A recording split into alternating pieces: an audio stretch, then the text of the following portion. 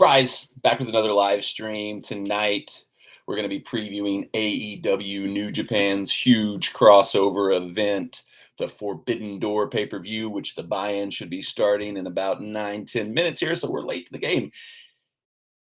It occurred to me after I did the live stream Nashville SC DC United game that earlier this year, talking on the channel this year, I talked about doing more live streams, previewing wrestling pay-per-views, sporting events, things like stuff like that. And then I didn't do any of it. That was like the first live stream I've done all this year that I did yesterday for the Nashville SC game. 1-3-1, by the way, and a lot of things I predicted came true. So I'm pretty good at this. Now, I don't even know if anything I predicted came true because I don't know.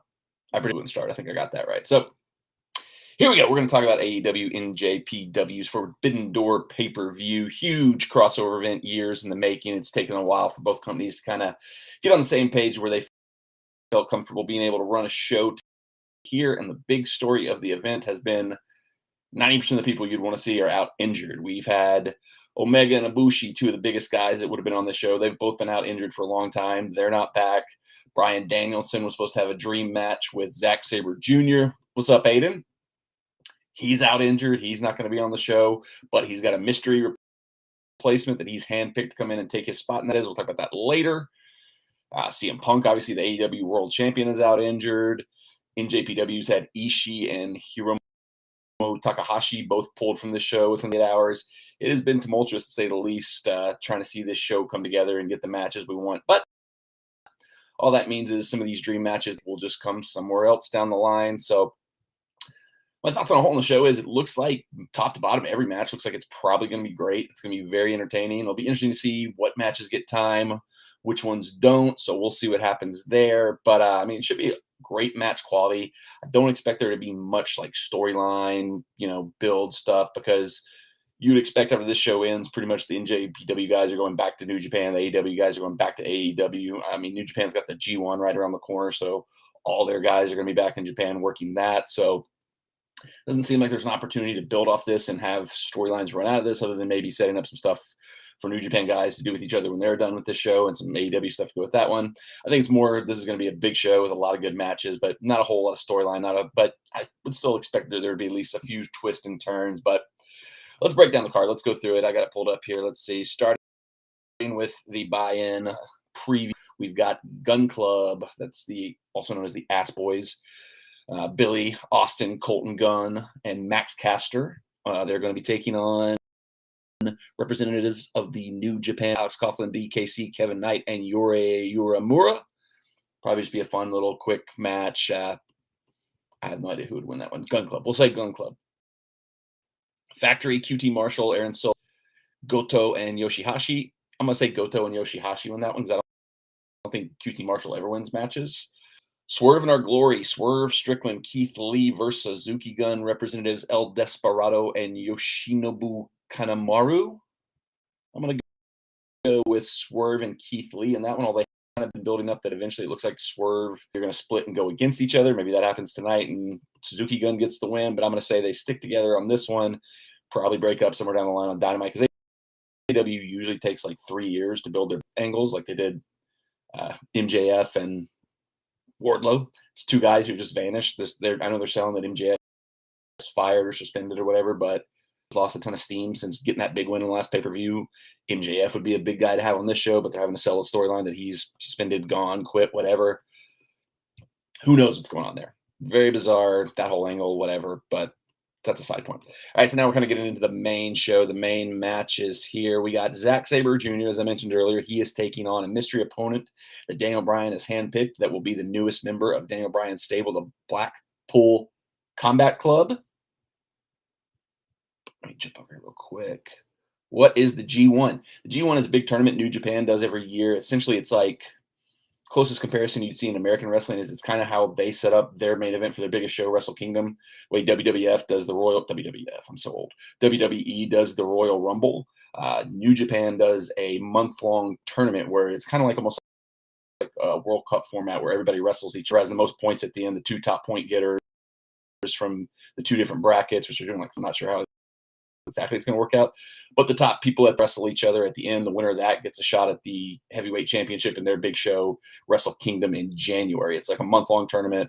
tons of matches, tons of good matches. It's pretty cool. It's worth the $10 to pay for a month of World to get all the matches from that. So sorry, I missed, wasn't really paying attention to the chat, but I just caught up with that there. Back to the Zack Sabre mystery opponent match. I've heard a lot of rumblings, a lot of people that have been simply who could be in that match, who could be Daniel Bryan's handpicked replacement. I've heard the most that make the most sense are Jonathan Gresham, the Ring of Honor World Champ, Johnny Gargano, former NXT star. He's been out there on the free agency market for a while, hasn't shown up yet.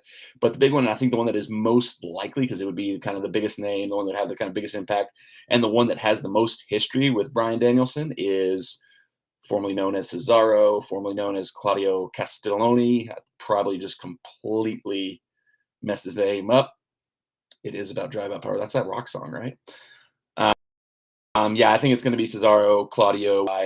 Now that he's left WWE, that would be my guess is who's going to be in that match. With that being said, if he is there, I would expect him to make a big deal out of him coming in and being a new member of the stable and have him lose right away. If that's who it is, any of those three guys, they'll have a really, really great match. So it's going to be Claudio there. So next match, we've got a Bullet Club match where Mo, the Young Bucks, and Hikuleo will be taking on the Dudes, Darby Allin, Sting, and Shingo. Now, it looks like they have it listed that Hikuleo is just going to be there. He's no longer in the match because Takahashi was supposed to be, Hiromu was, he got taken out because he wasn't able to travel to the States due to a fever. Young Bucks just won the tag titles, but they've been pushing Darby Allin and Sting pretty hard. They're about to do a big rivalry match with Fish and O'Reilly's healthy. O'Reilly, that's another injury that came up. I'm going to say with the Dudes' attitudes, I think they're going to win this one. The only non-NJPW crossover match we have on the show is Thunder Rosa versus Tony Storm for the AEW Championship match. Should be a pretty good match, although both those people have had a couple wonky matches in the last few weeks. So Thunder Rosa Championship at the pay-per-view last month, so I don't see her dropping it this quickly. Storm has come in pretty hot since coming over from WWE, but I'm going to give Thunder Rosa the benefit of the doubt there. Next up, we've got a winner-take-all match for both the Ring of Honor World Tag Team Championship, UGP Tag Team Championships. This is one thing that's very confusing about New Japan. Their titles are all not New Japan Championships. They're IW chips because it's like an old, long time running thing, but whatever. Whoever match gets both championship sets. You've got FTR, who are the Ring of Honor champions. You've got Great-O-Khan and Jeff Cobb, who are the new IWGP Tag Team Champions. And then you've got Roppongi Vice. I think FTR wins this because they've kind of been telling a storyline that they want to go win all the tag team titles around the world. They've got the, Ring of Honor titles already. They've got the AAA titles.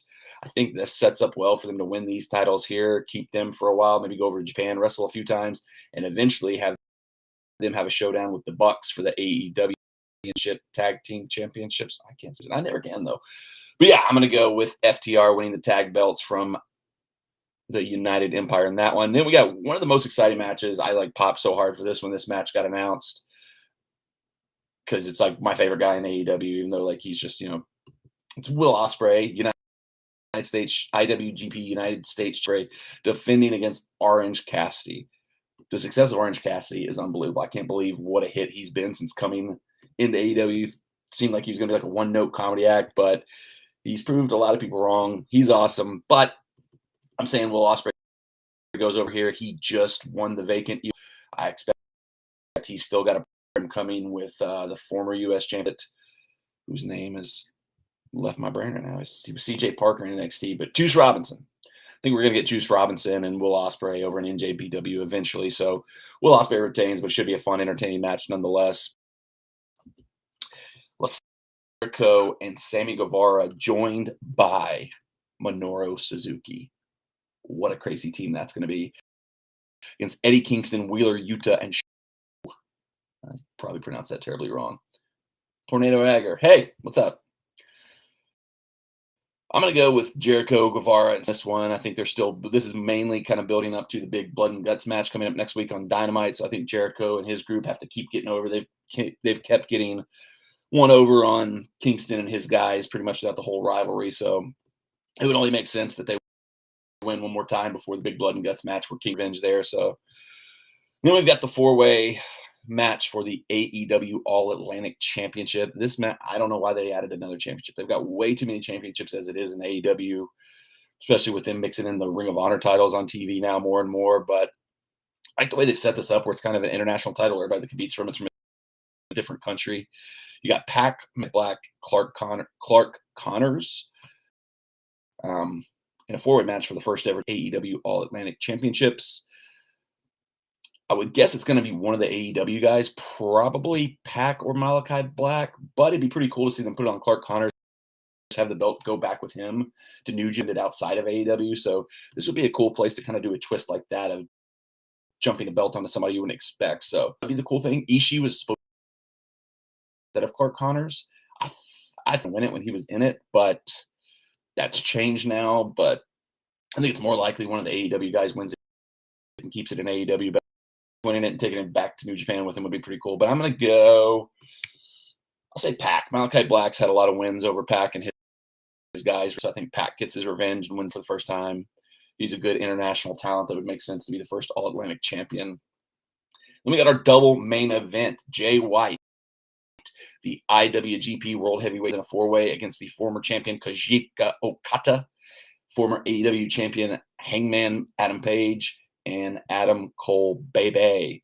I got to say, in this one, this would be, there's so many ways it could go that would be cool. Page winning the New Japan title, the IWGP Heavyweight Championship would be a good reheat for him after losing the to CM Punk view, but I don't see it going that way. I think it's probably White pinning Adam Cole to retain. That's kind of the least getting anybody's hands. It could have Okada win the title back. I was kind of surprised that he lost the belt to Jay White in the first place, but Jay White to give Okada the chance to win the championship on the big American show with AEW for the first time.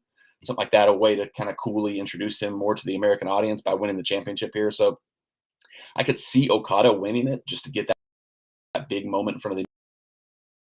I think it's more likely Jay White retains Cole. That's kind of the safest finish they can do in that match. And so that's what I would see going there. Tornado Agar says, I am an underrated YouTuber. I appreciate that.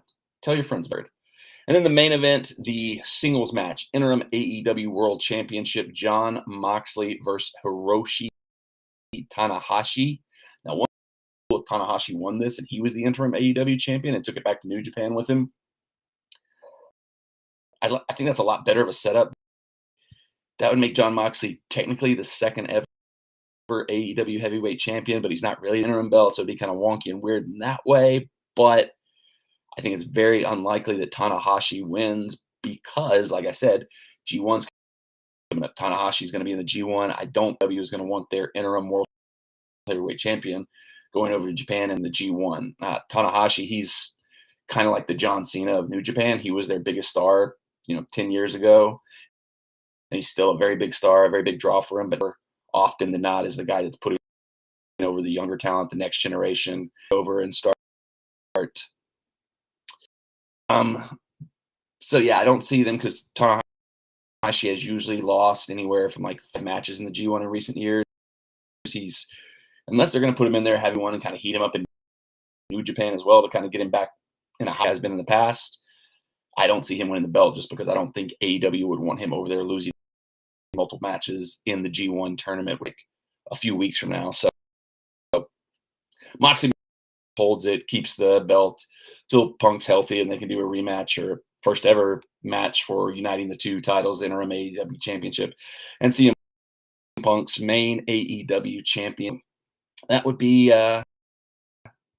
my guess there is Moxley goes the interim champion until Punk comes back and they fight to unite it. So should be recommend you buy it if you have not decided to buy it yet. All the matches should be very good, should be very entertaining, and there might be a few twists and turns and surprises still. I think it's going to be more of a, I don't want to say house show down on it. It's going to be they're going to have good matches, going to be all the results and finishes you would expect. But I'm about to tune into the buy-in here once I get off the live stream. So if you're checking it out, follow along on Twitter. I'll probably throw out some live tweets as the show goes along. But that's it for me here now. AEW New Japan Forbidden Door live on pay-per-view Hopefully, Bleacher Report doesn't crap out like it has several times. Let me know if you're watching. Follow along. We'll see what happens.